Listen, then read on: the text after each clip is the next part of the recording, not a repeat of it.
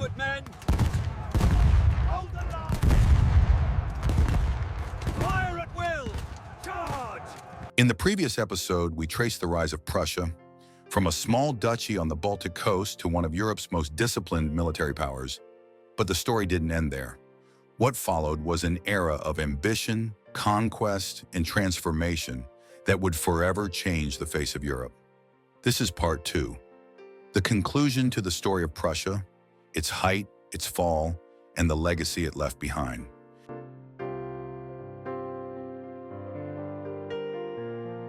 When Frederick the Great died in 1786, Europe trembled under the weight of change. Revolution brewed in France. New ideologies sparked across the continent.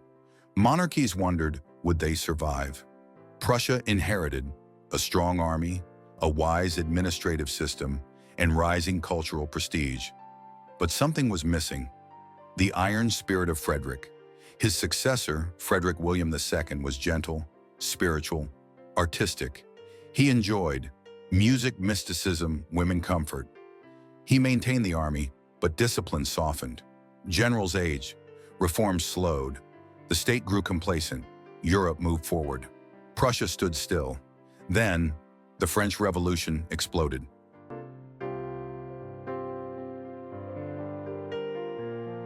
A spark in Paris ignited chaos. Old kingdoms collapsed. Kings fell by the blade. Ideas, liberty, equality, citizenship spread like wildfire. Prussia watched cautiously. At first, Prussia marched against revolutionary France with Austria and other monarchies. But the wars were long, costly, complicated. Prussian leadership was hesitant. Their armies were outdated, still fighting like it was 1750 while France mobilized an entire nation. Eventually, Prussia abandoned the coalition, signed peace, and stepped back. It was a mistake, because France was evolving into an empire. A young Corsican general was rising from the flames. His name, Napoleon Bonaparte.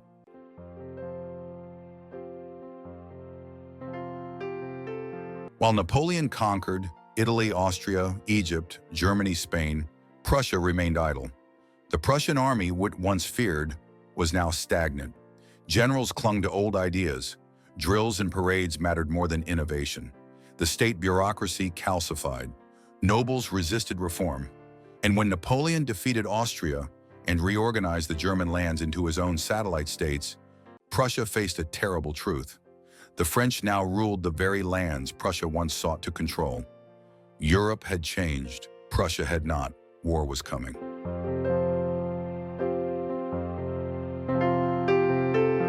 In 1806, Prussia declared war on Napoleon. It was bold. It was late. It was doomed. Prussian commanders relied on Frederick the Great's old battle tactics. Rigid, slow, linear. Napoleon fought with speed, flexibility, mass mobilization, a living organism. The two armies met at Jena and Auerstedt. October 14, 1806, a single day, a catastrophic defeat. The Prussian army shattered. Nobles fled. Generals surrendered. Napoleon marched into Berlin, the heart of Prussia, without resistance. It was humiliation beyond anything since the Teutonic Knights. Prussia lay broken. Europe believed it was finished forever.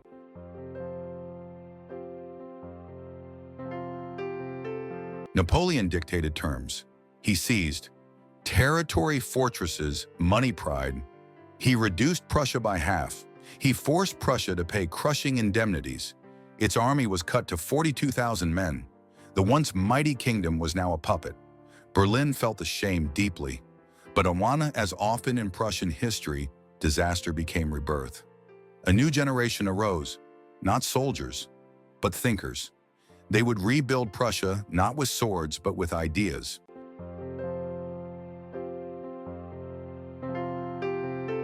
From the ashes came 4 men: Heinrich von Stein, a statesman who believed in citizenship over servitude; Karl von Hardenberg, who modernized the administration; Gerhard von Scharnhorst, a military thinker who argued, defeat is a teacher; August von Gneisenau, his brilliant strategist partner.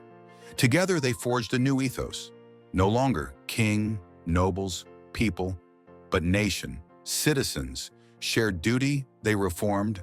Government, army, society, education. Their vision, a Prussia where merit mattered, not birth. Where a farmer or merchant could rise to officer. Where the nation was not a king's possession, but a shared home. This was a cultural revolution.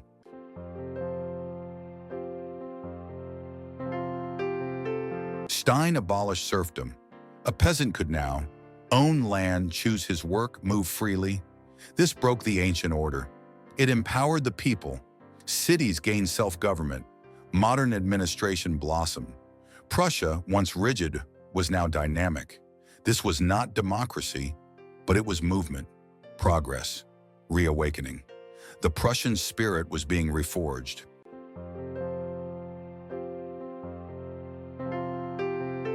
Scharnhorst transformed the army. No more noble privilege.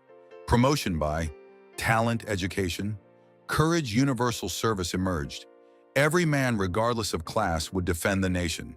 A citizen army. Schools were created to teach officers. War was studied scientifically. This new military philosophy would echo into the future, even into modern war academies. Uniforms were no longer symbols of nobility, but of shared sacrifice. The army became nation in arms. From humiliation was born a new strength.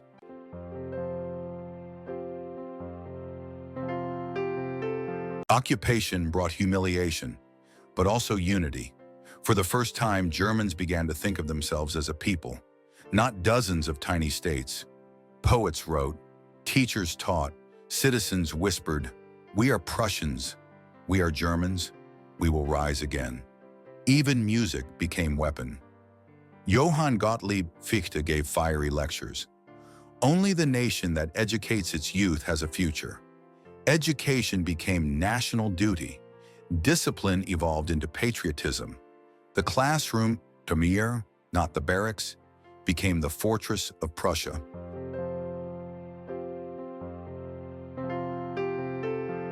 When Napoleon marched into Russia and failed, Prussia saw its chance. The king, Frederick William III, issued a proclamation.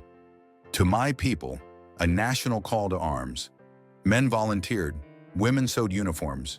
Students marched to war. Old, young, rich, poor. The nation rose. Battles burned across Europe. Finally, at the Battle of Leipzig, 1813, the Battle of Nations, Napoleon was defeated. In 1815 at Waterloo, Prussian troops under Blücher arrived at the critical moment, turning the tide and crushing Napoleon. Prussia stood triumphant. What was lost in 1806 was reclaimed, but something new emerged, a united German identity.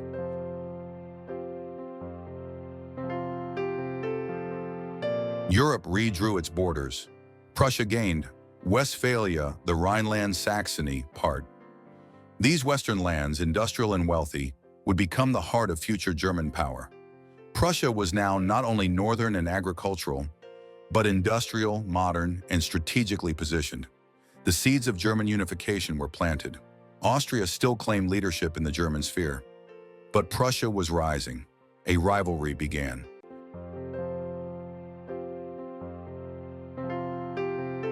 After Napoleon, Europe entered a delicate peace.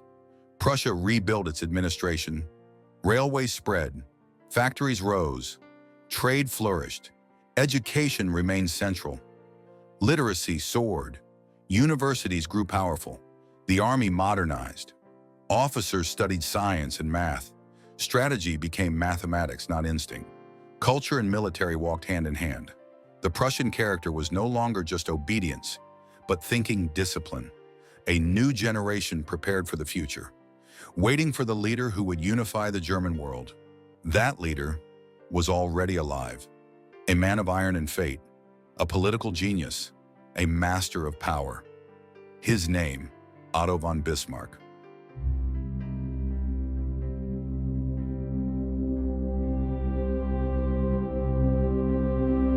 Napoleon is gone, Europe is changed, but the Prussian soul has only begun its metamorphosis. Europe exhaled after Waterloo. The Congress of Vienna, 1815, redrew the continent. For Prussia, it was reward and rebirth. Prussia gained vast territories, the Rhineland, Westphalia, Pomerania, Saxony partial. These lands meant industry, coal, iron, population, power.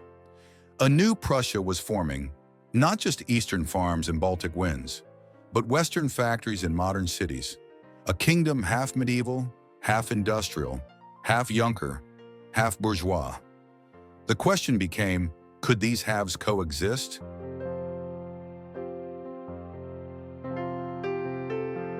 The Napoleonic Wars had shaken old systems. Reformers, inspired by nationalism, pushed for constitutional government, civil liberties. A unified German identity, students marched, workers whispered. But the king, Frederick William III, hesitated. He promised constitutions during the war, then withdrew the promise in peace. Prussia modernized, but not politically. A tension emerged. Old order versus new society. This tension would soon explode.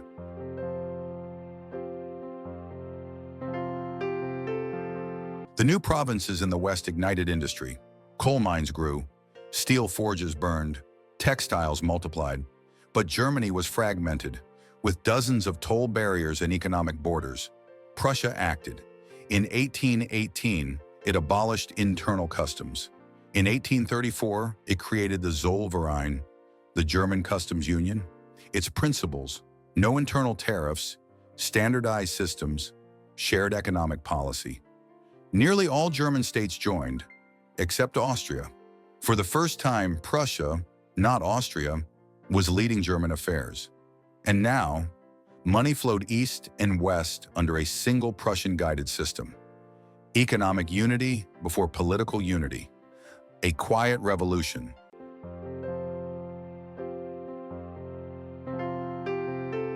Industry birthed a new class, the bourgeoisie, merchants, bankers, factory owners. They valued trade, technology, education. They wanted rights, representation, a unified Germany. They were neither Junkers nor peasants. Prussia now had three pillars: the crown, the Junkers, nobility, the bourgeoisie, middle class. This third pillar demanded a voice. A storm brewed beneath the Prussian throne.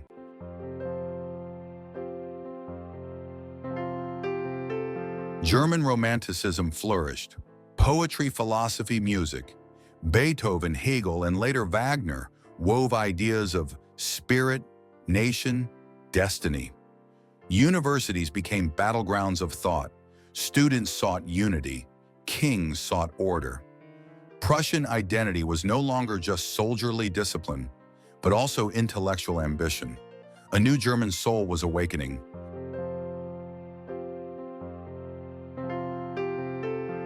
(1848) Revolution swept the continent. Paris fell first, then Vienna, then Berlin. Mass protests erupted. Students, workers, middle-class citizens. They cried, "Constitution! Unity! Rights!" Barricades rose, blood ran. The king, Frederick William IV, wavered. At first he feared civil war. He agreed to reforms, promised a constitution, even wore German black, red, gold colors. But he hated revolution. He believed kings ruled by God, not by the people.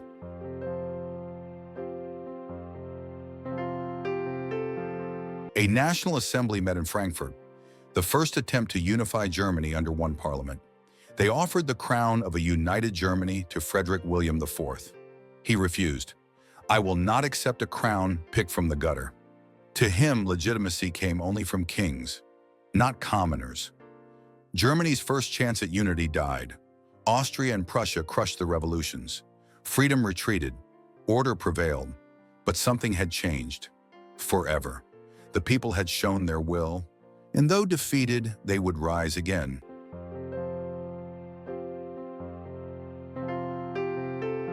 The king granted a limited constitution, two-chamber parliament, censorship relaxed, civil rights restricted, but power remained with the crown, the Junkers. The army. Prussia was becoming modern, but remained authoritarian. Yet the revolution revealed a truth. Unity would not come from philosophers or parliaments, but from blood and iron. A man who believed that was already watching from the shadows. His name, Otto von Bismarck.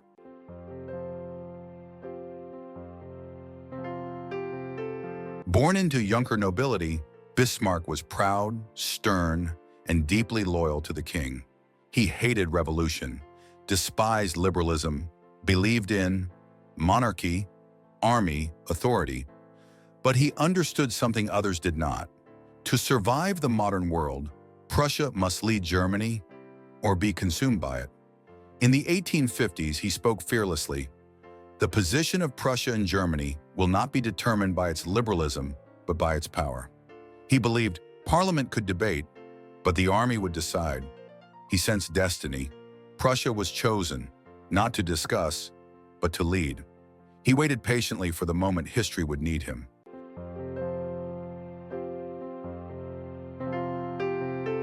In 1861, Frederick William IV died, mentally broken. His brother became king, Wilhelm I. Wilhelm believed in army reform, strong monarchy, national mission. He modernized the army, better weapons, longer service. More officers, Parliament resisted. Money was needed. The king wanted strength. Parliament refused, a deadlock. Germany's future trembled. The king considered abdication until one man appeared. Wilhelm said, "I know the man who can help." He summoned Otto von Bismarck. Before Parliament, Bismarck spoke. The great questions of the age will not be decided by speeches and majority votes, but by blood and iron. Gasps filled the chamber. This was not compromise. This was destiny spoken aloud. Prussia would be forged through action, not argument.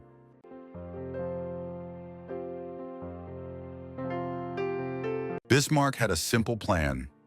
Unify Germany under Prussia by 3 calculated wars. Not random expansion, purposeful steps.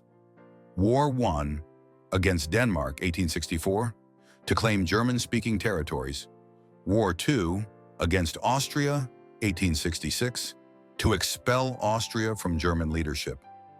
War 3 against France, 1870 to 1871, to unite all Germans under a common enemy. Each war was precise, cold, strategic. History moved like clockwork.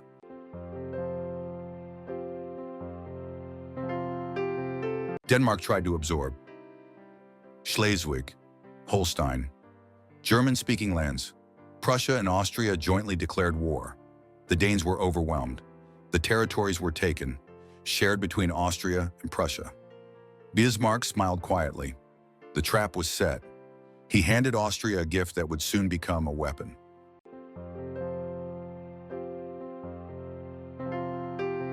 The War of Brothers Bismarck provoked Austria into conflict over joint rule of Schleswig-Holstein. Austria took the bait. Prussia struck swiftly, armed with railways, needle guns, organizational genius. In 7 weeks, Austria was defeated. Prussia annexed Hanover, Hesse-Kassel, Nassau-Frankfurt.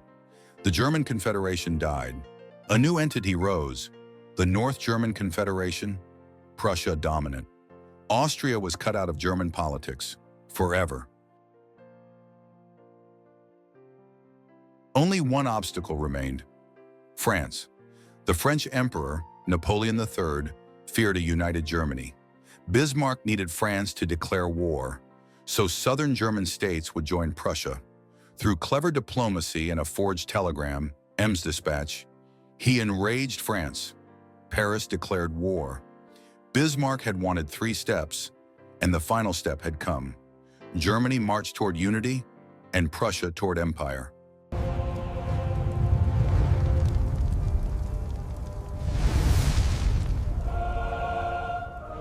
Europe enters the 20th century transformed by industrial power. Germany, built on Prussian steel, discipline, and militarism, stands tall, but surrounded. France seeks revenge for Alsace-Lorraine. Russia feels threatened by German power. Britain fears German naval expansion. Prussia's legacy has created a modern giant. The German Empire, strong, proud, but uneasy.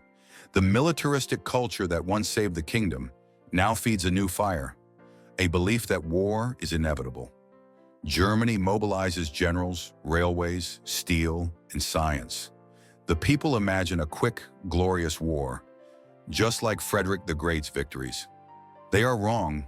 Europe is waiting, and it will take just one spark.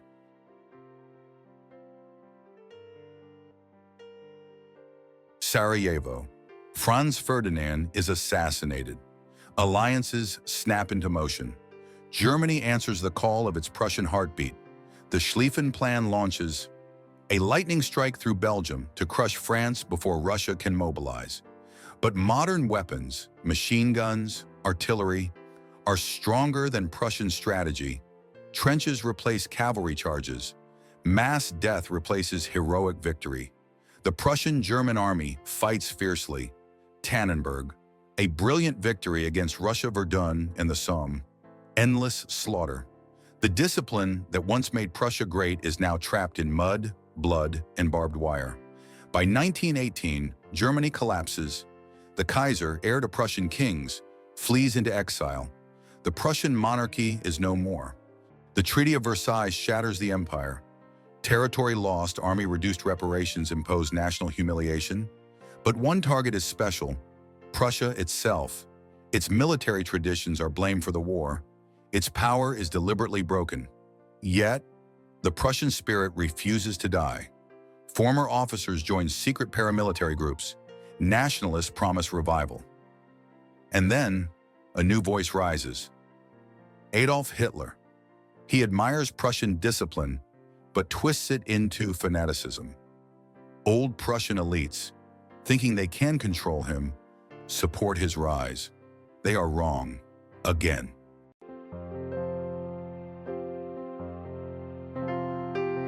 Nazi Germany is built on a corrupted Prussian foundation. Military discipline becomes totalitarian obedience. National pride becomes racial hatred. Order becomes oppression. Hitler destroys what remains of Prussian nobility, yet keeps their military machine. World War II erupts. Prussian military genius returns, but without Prussian honor. Blitzkrieg shocks the world. Warsaw, Paris, Athens fall in days. But Hitler's madness blinds strategy. He invades Russia, just as Frederick the Great once did, but with no wisdom, no restraint. Stalingrad becomes the grave of the German army. Berlin burns. Millions die. And in 1945, Hitler's empire collapses. But Germany's bones are broken, and with it, the last breath of Prussia. After the war, the Allies rewrite the map. Prussia, once the architect of Europe, is erased. Its territories divided between Poland and the USSR. Its capital, Königsberg, becomes Kaliningrad. Its culture scattered, its name banned. In 1947, the state of Prussia is officially abolished. A kingdom that rose from marshland, that defeated Austria, France, and Russia, that united Germany, is wiped from existence. Not conquered, but deleted.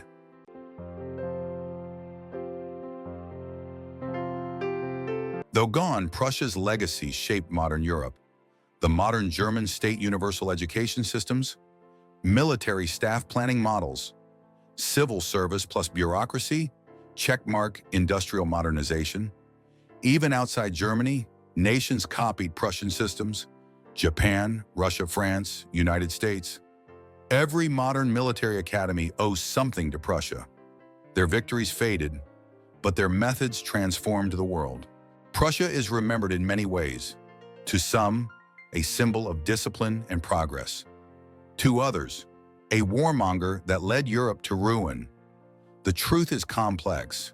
Prussia created modern Germany, but also helped destroy it. It built a society of order and duty, but sometimes forgot humanity. Its end was tragic, but perhaps inevitable. No empire lives forever. Prussia began as nothing, a poor, sandy country mocked by Europe. Yet through discipline, education, and iron resolve, it reshaped a continent. From the ashes of the Teutonic Knights to the heights of Frederick the Great, from Napoleon's humiliation to the unification of Germany, Prussia's journey is a reminder. Nations are built not on wealth, but on will. And when will turns to arrogance, even the strongest fall. Today, Prussia exists only in memory, but its fingerprints are everywhere, in classrooms, governments, and armies across the world. A vanished kingdom that still rules history. Thank you for watching. If you enjoyed this journey through history, please like, comment, and share this video to help others discover it too. And don't forget to subscribe so you never miss our next epic story. Until next time. Stay curious, stay inspired,